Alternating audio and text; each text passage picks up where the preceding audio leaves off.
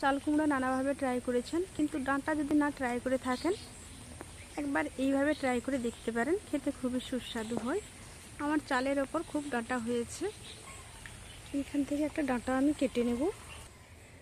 ডাঁটা কেটে নিয়েছি, সঙ্গে আলু কেটে নিয়েছি। আলুটা একটু বেশি দেবো, এর সঙ্গে আর কিছু দেবো না।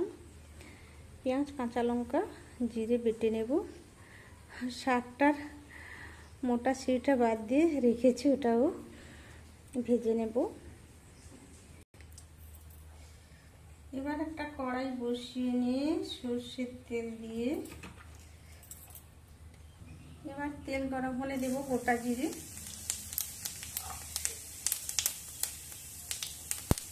জিরে থেকে সুন্দর গন্ধ বেরোতে শুরু করলে আলু দেব।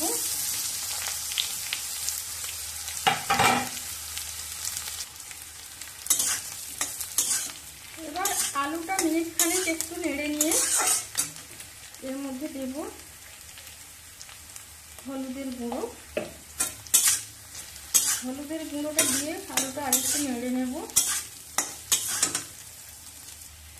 এবার এর মধ্যে দিয়ে দেবো কেটে রাখা ডাঁটা।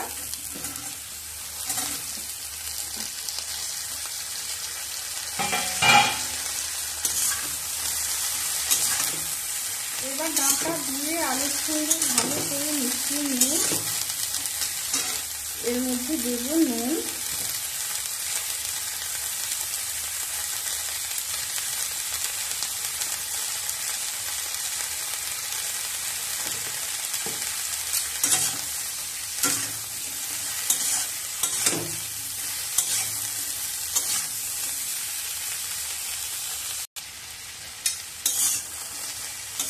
এবার ডাঁটা দিয়ে একটা মাঝারি করে ঢাকা দিয়ে মাঝে মাঝে নেড়ে নেব।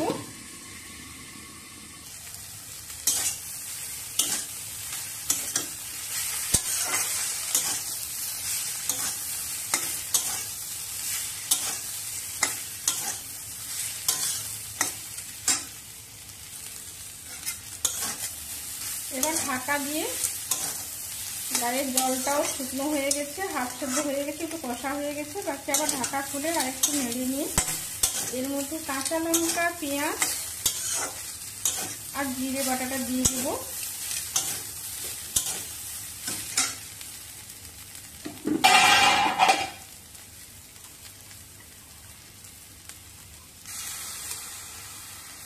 একসঙ্গে বেটে নিয়েছি জিরে, কাঁচা লঙ্কা, পেঁয়াজ।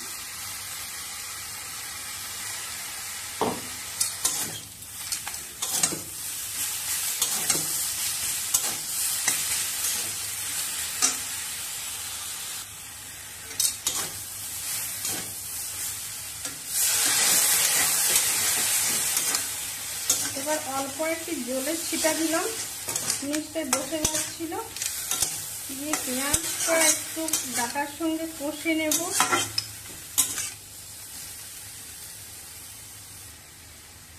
এবার আলুতে সামান্য হলুদ দিয়েছিলাম আর সামান্য হলুদ ডাঁটার জন্য দিলাম।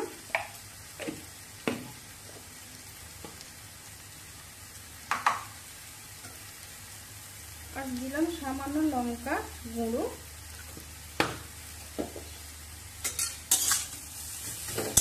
এবার সব কিছু দিয়ে ভালো করে কষিয়ে নেব, পেঁয়াজের কাঁচা গন্ধ যাওয়া অবধি।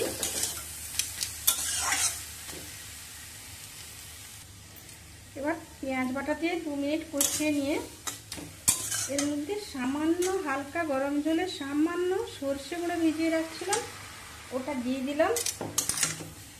চাল কুমড়োর ডাঁটা একটু তিতকুটে ভাবের হয়, একটু সর্ষেটা দিলে খেতে ভালো লাগে।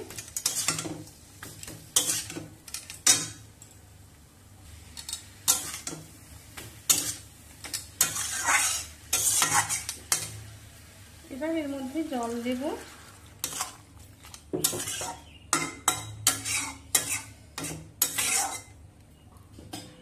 এবার ঢাকা দিয়ে সিদ্ধ করে নেব। এবার ঢাকা দিয়ে 3-4 মিনিট সিদ্ধ করে নিলাম। রেডি হয়ে গেল ডাঁটার রেসিপি। আলুগুলো চেপে চেপে দিয়ে একটা এবারে থালায় ঢেলে নেব।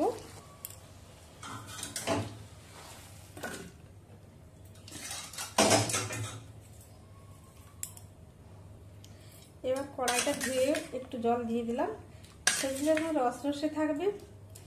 এই ডাঁটা খেতে খুবই সুস্বাদু হয়, আপনারা অবশ্যই ট্রাই করবেন। খেয়ে অবশ্যই কমেন্ট করে জানাবেন কেমন লাগলো।